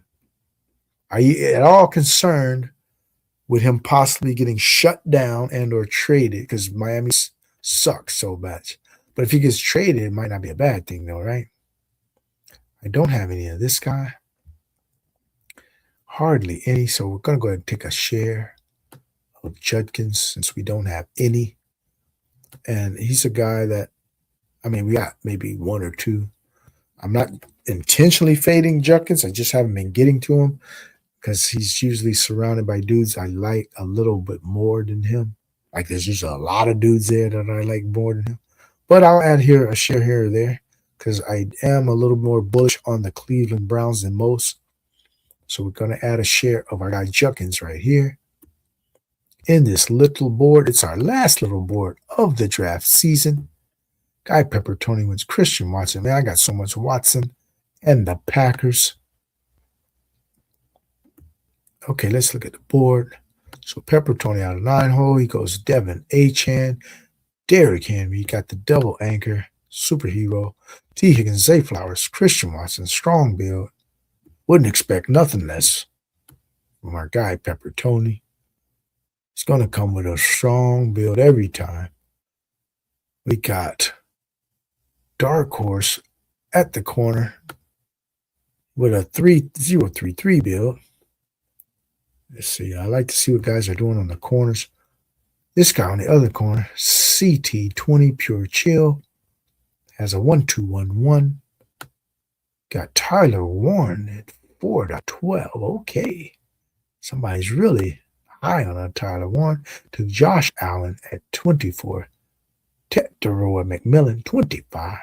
He's pulling his dudes up. Go ahead, guy. Do your thing. Pull your guys up. We're going to take a naked Jaden Daniels here. Since we have some NFC East correlation already with our first two picks, CeeDee Lamb, Malik Neighbors. So we added a Jaden Daniels pick there. It gives us an idea of what we want to do later. And I don't think we're adding another quarterback here unless a guy falls to us, which he probably won't. So that's why I'm thinking we're not going to do it because he probably won't fall. They never do. The quarterbacks in this environment are rarely falling. I mean, you potentially can get a guy falling, but don't count on them falling. Don't count on them getting to their ADP even. So, Jordan Tyson. If Jordan Tyson gets to me, he will definitely be on my team. I will definitely take him here if he makes it. let's see how it shakes out. Got a good shot. This guy has 4 receivers already. I did get him, and we will take him. Jordan Tyson. I've been adding a little bit of Jordan Tyson lately. So we went with a rookie fever. If you hadn't checked it out, we did a stream on the rookies where we went over our rookie tiers as well, and just talked about some of the tiers, some of the rookies we're starting to snap up here as we are winding down our exposures and our drafts.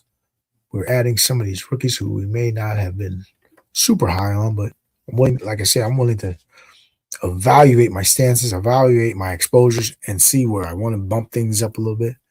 And a guy like a Jordan Tyson, I do want to get some more. And so I'm glad that he is falling here a bit too. So I got him, 9 picks past ADP. We'll take that. Yeah, we will definitely take that. Let's populate our tight ends, as we do like the tight ends through this area. Okay, our guy Peppertoni, you got Fannin. Yep, I am a big Fannin dude. But we went ahead and passed on because we wanted another share of Jordan Tyson, who could end up on Washington, right? It's not out of the question.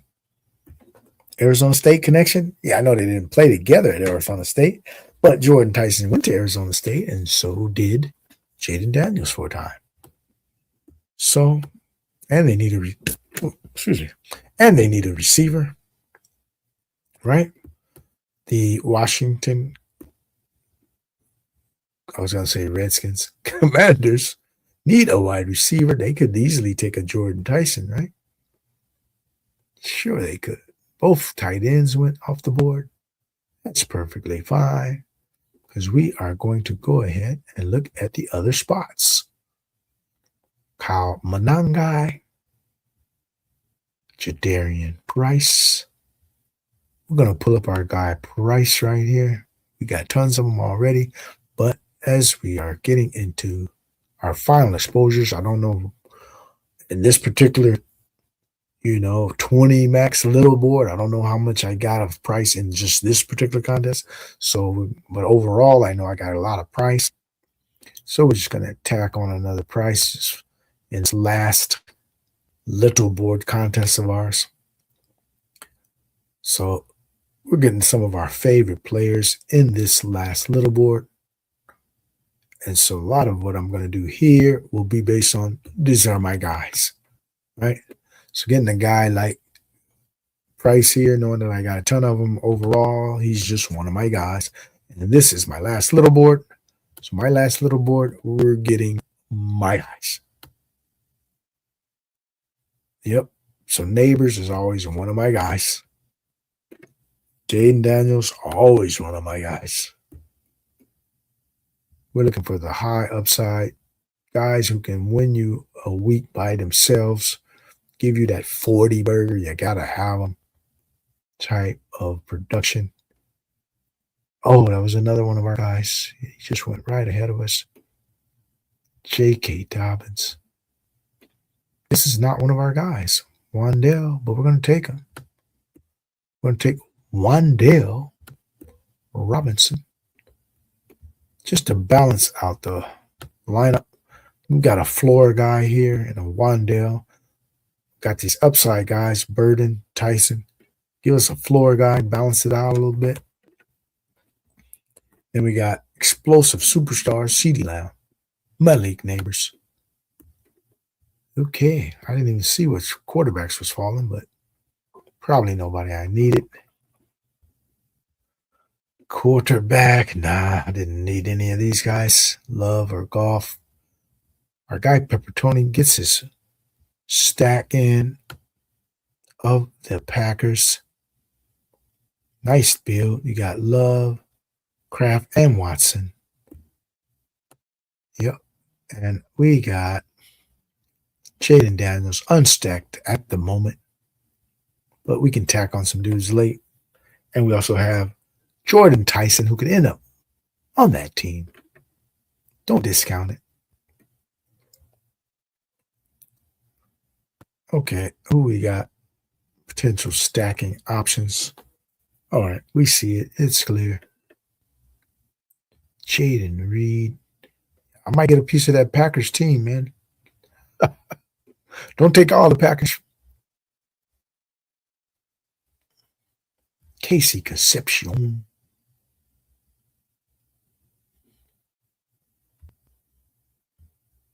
I want to get a little bit more down, so I'll put him ahead of Golden. We're loading up the queue. Do we want some Jaden Reed here? Do we want Jaden Reed right here? Or do we go Tyler Shuck? We're going to go Tyler Shuck. Another potential landing spot for Jordan Tyson are the New Orleans Saints. Yeah, I've been hearing a lot of noise about that. He possibly could go to the Saints with their first pick, because we know all these guys are going to miss out on Jeremiah Love, and they don't need him anyway. He's got Travis Etienne. And so they're looking like maybe a possible receiver, lineman, edge, but, receiver's still in the mix. And so if they get a Jordan Tyson, we got Jordan Tyson possibly going to Washington, possibly going to New Orleans, so he can land in a couple spots here. Gave ourselves some outs. And we also have Tyler Shuck with Travis Etienne, who is a pass receiving back, so I like that correlation anyway, too. And let's see, we're either getting a Packer. Are we going to be able to get it? We'll see. One of these three should come to us. I'm not taking them in this order, so I hope you guys are looking at this and think I'm taking them in this order, because I wasn't. Let's see what we want to do. Do we have a tight end yet? We do not have a tight end yet. Going to get ahead of the curve on a tight end then, because we like some of these dudes. Do we go Concepcion? No, we do not. Getting ahead of our tight end group.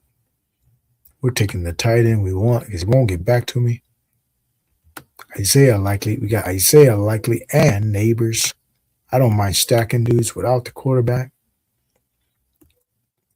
So we got our first tight end. Yeah, I'm always going to take Likely as the first tight end over Kelce every time, every day of the week. Let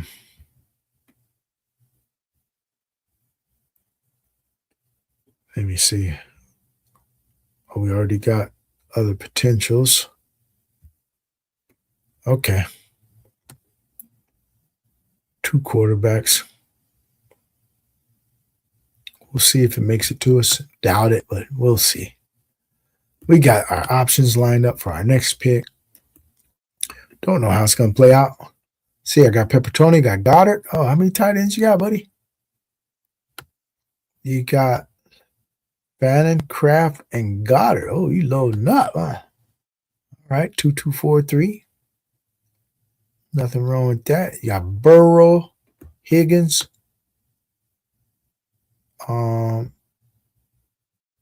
Love double stacked,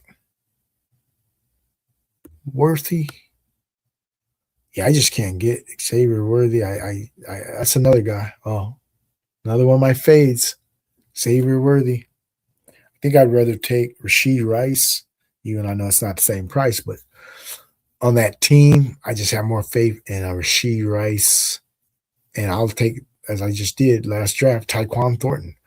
I never take Worthy either. He's just not my cup of tea as far as, I think he's way overrated as a player. He just doesn't do much, right? First round pick, this guy should be lighting it up with Mahomes. How are you playing with Mahomes and you're the first round pick and you ain't a superstar? That means you're just not any good, because Mahomes is going to make anybody good. And if you're a first round pick, you should be a star then. And this dude's just not really doing much. You can't get off the jam. So I'm just never a worthy guy. I don't mean to crack on your pick, Peppertoni, but just not a worthy guy. And I'm giving you the reasons why. He just isn't that good. He doesn't get off the jam. I don't think he runs routes well. His route tree seems a bit limited on how to use him. I don't see his differentiating way he differentiates himself. I don't see it. He's a deep threat, but he doesn't really catch a bunch of deep balls. So I just don't see it with him.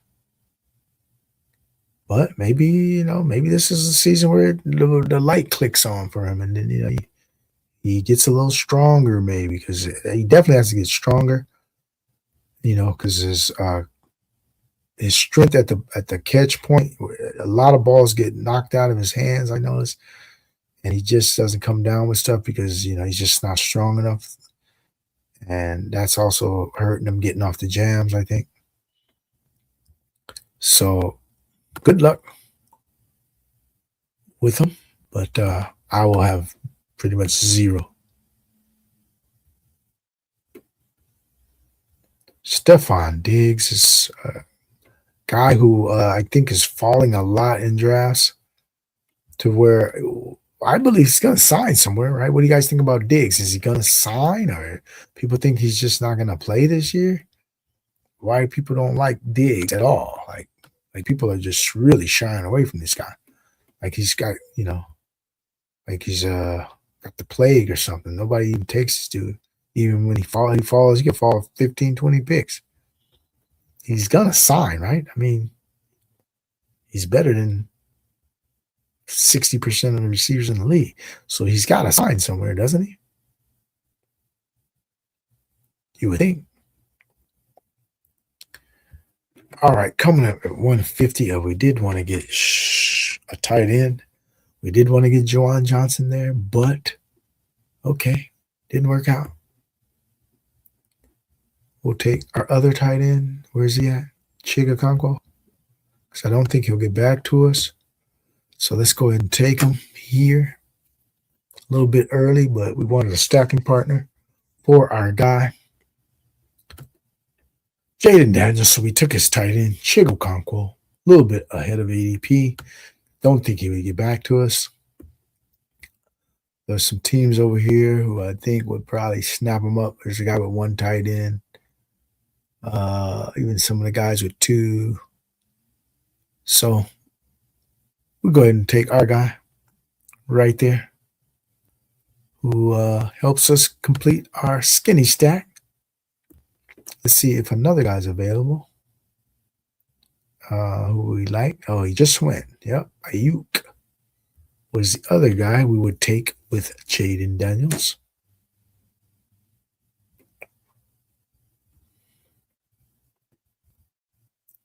So we got a 3-3-5-2 build. Ridley. Tesla. We need some backs in our life, but we got some in our queue already. Let's see how this works out. We got the H-Chan, Judkins, Darren Price. Populate our queue with a few more backs here. Pepper Tony's probably going to take a back. Right?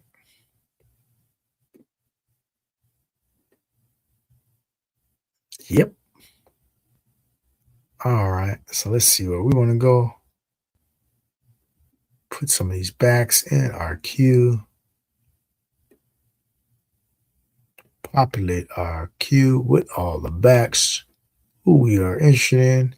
We'll get to them at some point in the draft. We're just going to put a bunch of names in there. Ain't no telling where I'm going with this, right? But since this guy's at the top of our pile in the queue, we'll definitely take him since we need a back. Another share of Jonathan Brooks. Again, I don't know how many I got specifically in this little board, and this is our final draft. So we're taking our guys, and he's one of our guys who we're heavily invested in, Jonathan Brooks. No way, no how I'm ever going to change that.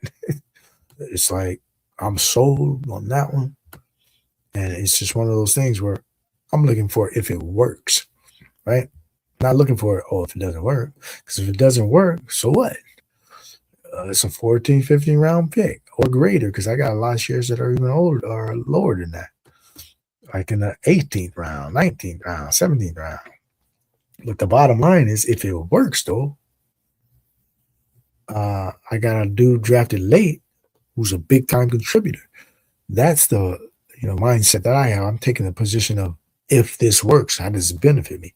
Because if it doesn't work, it's just one draft spot I just gotta overcome. Okay, so what? If you can't overcome one draft spot in your rosters, then you're doing this wrong, right? You're overcoming one spot is not all that big of a problem. But overcoming like multiple spots, like if you miss 6, 7 spots, you're done. But overcoming one spot, no big deal. 2, 3 spots, you still should be able to do that. In a 20-round draft, you got to be able to think 2, 3 of these spots could be dead. 3 spots could be dead. So you got to already have a roster built that if 3 of your spots are dead, you still got to be able to perform. And so some of these late picks, it's good to just take home run swings, because if they work late, you got a huge edge. If they don't work, you just got to overcome those 1 or 2, 3 spots that didn't work. So that's my mindset. I look for the potential rather than the downfall, because the potential is off the charts. Where this guy could take a lead role in a backfield, that's his potential, or he could do nothing. Or there's a middle ground, right? He's getting a 50-50. That's still pretty good, right? So there's a wide range of outcomes with a guy like Brooks. It's all based on health, right? He's got to be healthy, right? Guy like Stowers, man, we got some interest in that guy. Njoku, I'm not sure I really want to be rostering. Because Njoku seems like he might go to a team that has like 2, 3 tight ends already or something. Or there's some talk of him going to the Ravens. He goes to the Ravens. I don't think his ceiling is that good. So those aren't great spots for this guy.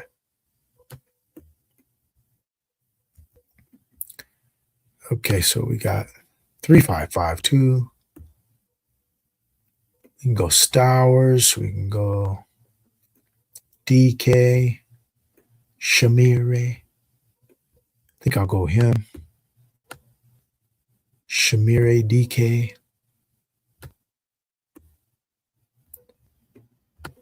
To fortify our Tennessee stack, we want Shamire, DK. I like DK over Ioungmoolahh. I think Ioungmoolahh with Ridley coming back, I think that hurts him more than a guy like DK, who's the deep threat. And so I think a guy like Ioungmoolahh could get kind of replaced too if they bring in a draft pick. I think Ioungmoolah's best case was if Ridley was not on the team. And as of now, Ridley's on the team. So I think this hurts his prospect, his outlook a little bit more than, say, a DK.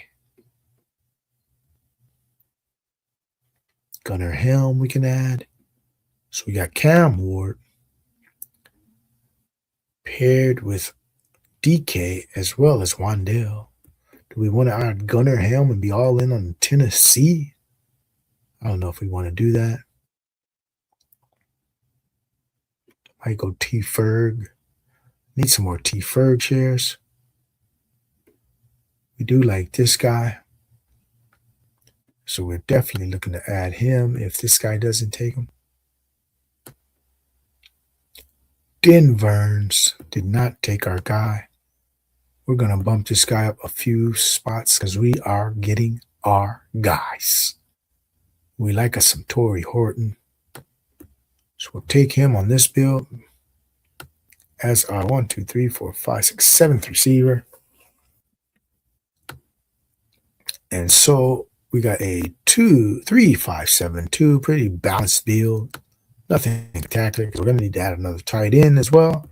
So we'll probably end up with a 3, 6, 8, 3, which is vanilla build, but it's okay because you have to have some strong, sound builds as well, right? You don't always have to go outside the box or anything. You just build a strong team, man. That's what our guy Pepper Tony's doing. Building a strong, balanced team. 2, 6, 6, 3. And nothing wrong with that, man. That's the way to get some good EV, to give yourself some good advance rates, and then you take your shot in the postseason. You just draft sound. You got a strong quarterback. We start off with Daniels. We got a strong receiving core. We start off with Neighbors, Lamb as the anchors. We got a pretty balanced, not spectacular, but balanced backfield with some guys who, we're going to need a little help. But everybody's going to need some help at some point. And if we're banking on what we're banking on and we're right, such as Jadarian Price and Brooks, the dudes who we got big investments in, if we're right on that investment, things break our way with a landing spot for Price and great health and return to form of Brooks, this team will be looking great, right? That's the outlook we're looking at. All right, Kamani Vidal. Nobody's interested in this guy of late. Well, what if an injury happens ahead of him? Which could happen, right? Things happen. He stands to gain something because it looks like he's the direct backup as far as being the cuff, the guy who will get a full workload if something were to happen to Hampton. I don't think Keaton Mitchell could handle a full workload, right? He's a guy who would have to get still the change of pace role, right? I don't think his role ever increases, or a guy like Kamani Vidal's role would increase in case of injury.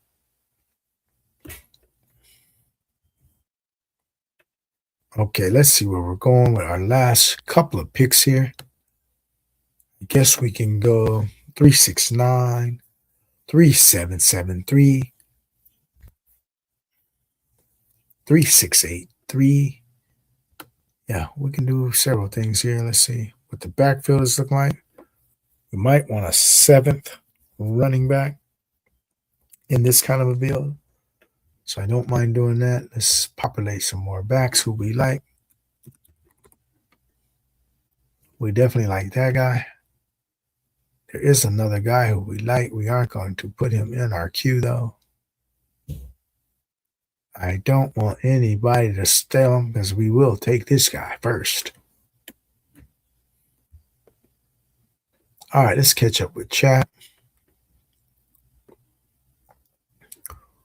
So Worthy was good once in garbage time and runs fast. Yep, he does. And hopefully he can catch some balls. Agree, he's not a good as player. Yep. How do I rank the top three receivers? I don't really have a top three. I kind of bunched the dudes into one tier, but in no particular order. But I mean, if push came to shove, I would just give the slightest of edges to Jordan Tyson right now, as far as the overall talent level. And then I would go Tate and then Lemon. But these guys are just going to be so landing spot dependent that I think he took Jordan James. That's the guy I wanted. Okay. We're going to go T Ferg as our third tight end. Need a little more exposure to that guy. But yeah, I think the receivers in this class are so landing spot dependent because I think their talents, even though they're different receivers, all three of them, their overall talent ability is the same to me. They're all tier 2 kind of guys in the big scheme of things. Neither one is a tier 1 dude like a Jeremiah Love, right? Jeremiah Love is tier 1, and then the rest of the dudes are below him in tier. The receiver group, to me, they only reach tier 2, and then there's really not a differentiating dude within the tier. They all, have their strengths and weaknesses, so they kind of balance out and cancel each other out. And so I look at it, it's all about landing spot for these dudes to see who produces. And then the NFL is probably going to look at these dudes like, which guy fits our system the best, right? So if you're the Rams, who are you taking? If you're the Rams, are you going to take Carnell Tate? I don't think so, because I don't think he fits their system and their personnel, because he's going to get in the way of maybe Puka, right? So to me, Lamb or Tyson more fits the Rams. If you're, say, the Dolphins, do you want to take Lemon as your receiver that you're trying to build around? Probably not. So they're gonna look at a different prospect being their top dude, right? They're not gonna take Lemon. They got a bunch of little dudes already. Malik Washington. And then they got Tutu Atwell. They don't want a smaller dude in Lemon. They're gonna take a bigger profile of Boston, Tyson, Tate. They'll take a bigger dude. So it all depends on the teams who are picking, to me, even the order of how they're gonna come off the board. So I don't know. I think they're splitting hairs to try to rank these three receivers. And then some people have Cooper and or Boston or Concepcion in the top three, right? So even that could be kind of muddling up the order of these guys. Do we want to go with another running back? Yeah. We're going to take our guy that nobody's drafted, Le'Veon Moss. Yeah, he's another rookie. And this guy, I've been looking at this guy. I looked at him, well, I actually already looked at him, but I was looking at this guy's clips and stuff right around the combine because I knew he wasn't going to work out. And so he's a guy who was injured last year, Le'Veon Moss. And I think people are going to forget about him, but early in his college career, this guy was lights out. He was one of the top backs, projected to be one of the top backs when he came out, or like whenever he would come out. But then he started to get some injuries. And then this last season, he came back from an injury and got hurt again, got his ankle rolled up on or something, they said. So he ended up with a high ankle sprain, and he kept playing a little bit, but he didn't look the same. So to me, a guy like this could easily fly under the radar and be one of the top backs this year, or maybe even in this class. A guy like Le'Veon Moss, because this guy's got a pretty good physical profile. And if he's healthy and returns to that form he had, he could easily, because this class doesn't have a lot of studs, right? Other than Love, nobody else is a stud. There could be some good players, but this guy could be right amongst those good players, right? How do we know? All right, so the draft has ended, and we'll go ahead and do a quick recap. Like his best ball price. Let's see, what else? Diggs' legal case in April has me a little concerned. Yeah, but these kind of cases are usually about money. Somebody probably wants some money from them, so they're kind of suing them about something, and they'll end up settling for money because the charges. How you gonna prove charges of something like that? I don't know. We'll see. All right, we got our boy Jerry Football in the house. What's up, young moolah, baby? How you doing, Jerry? Go ahead and subscribe to our guy Jerry, our guy Hartman. These are all guys who are out here as well streaming. So go ahead.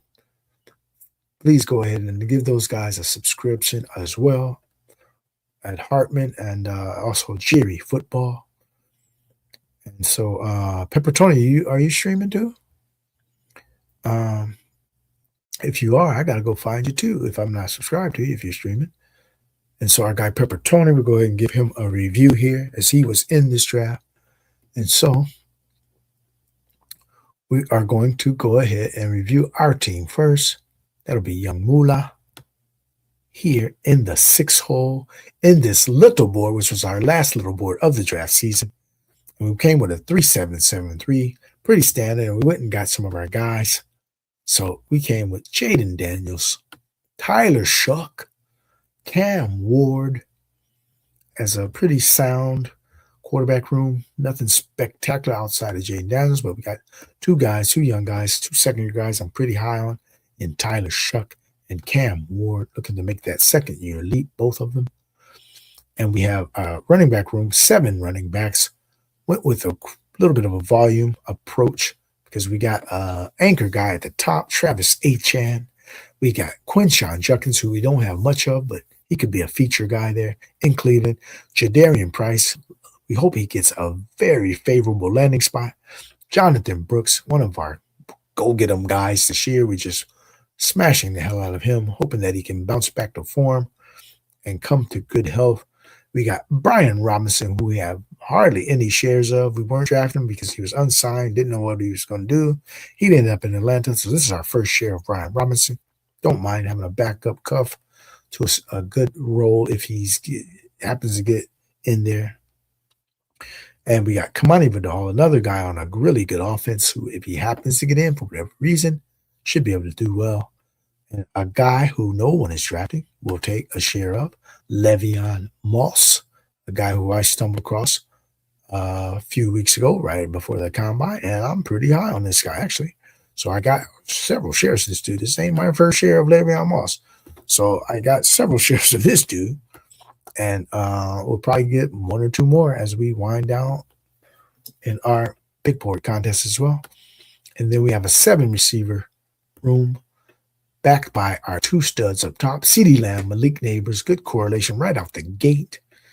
And we got Luther Burden, one of our upside dudes, Jordan Tyson, another rookie swinging for the fences type of pick. And then we leveled it out with some guys, who should be able to get some floor points for us on any given week. We got Rondell Robinson, who will be pretty steady.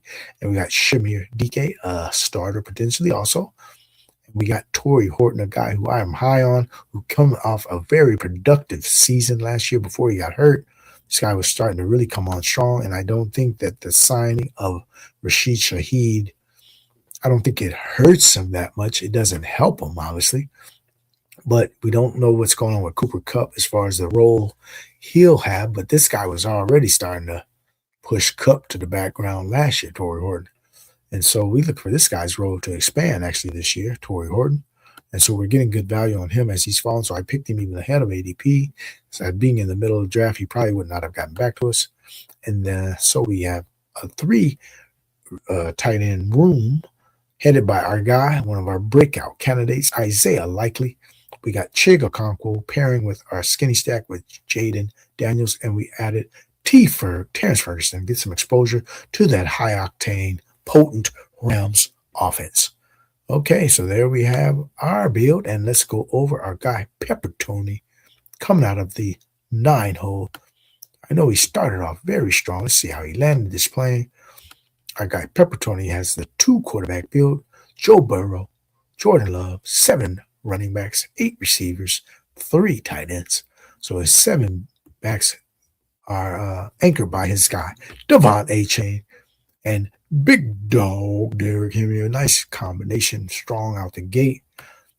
Big Dog A-Chan, 2 anchor guys. Then he waited a little bit for his next backs, which is perfectly fine in this kind of strategy.